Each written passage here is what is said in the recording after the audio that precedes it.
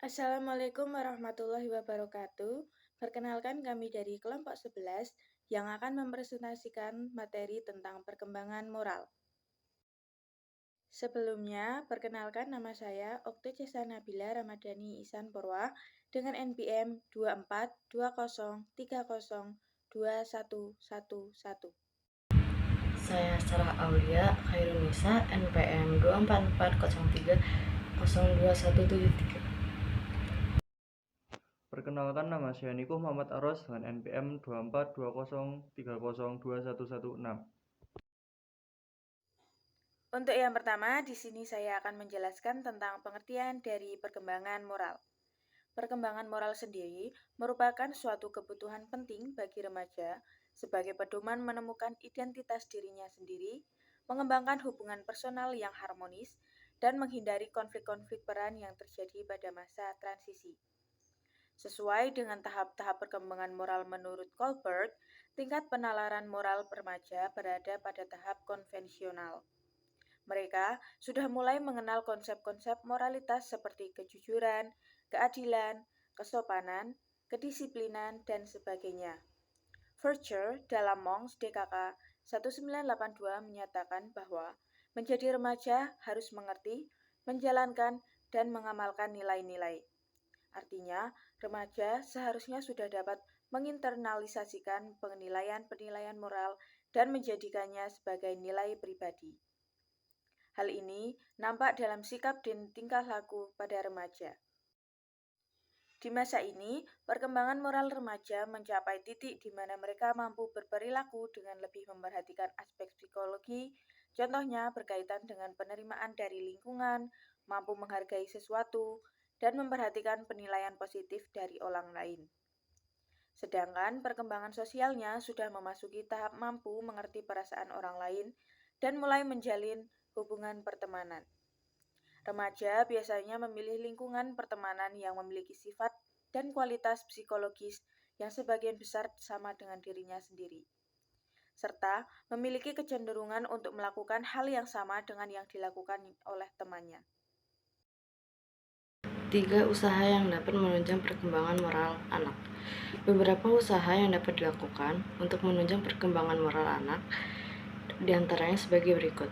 1. Memberikan teladan yang baik. 2. Memberikan wawasan tentang nilai moral pada anak. Ketiga, menanamkan sikap disiplin pada anak dalam berbagai hal, sehingga harapannya dalam kehidupan sehari-hari bisa diterapkan dan menjadi kebiasaan yang baik. Lanjut, tingkat 1, prakonvensional. 1. Orientasi kepatuhan dan hukuman. Pada tahap ini, moralitas didasarkan pada konsekuensi langsung dari tindakan. Anak-anak menilai tindakan sebagai baik atau buruk berdasarkan apakah mereka akan mendapatkan hukum atau penghargaan. Contohnya, seorang anak mungkin berpikir bahwa mencuri itu salah karena dihukum. 2. Orientasi. Minat pribadi di anak-anak mulai memahami bahwa tindakan yang baik adalah yang memberikan keuntungan pribadi. Mereka mulai melihat bagaimana tindakan mereka bisa memengaruhi diri mereka sendiri.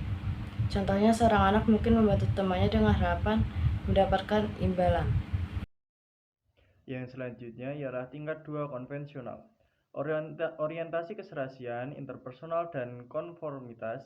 Pada tahap ini, individu berusaha memenuhi harapan orang lain dan menjaga hubungan baik. Moralitas dipandu oleh keinginan untuk disukai dan diterima oleh kelompok sosial. Contohnya, seseorang remaja mungkin mengikuti aturan sekolah agar dianggap sebagai anak baik oleh guru dan teman-temannya. 2. Orientasi otoritas dan pemeliharaan aturan sosial. Individu mulai memahami pentingnya aturan dan hukum dengan menjaga ketertiban sosial.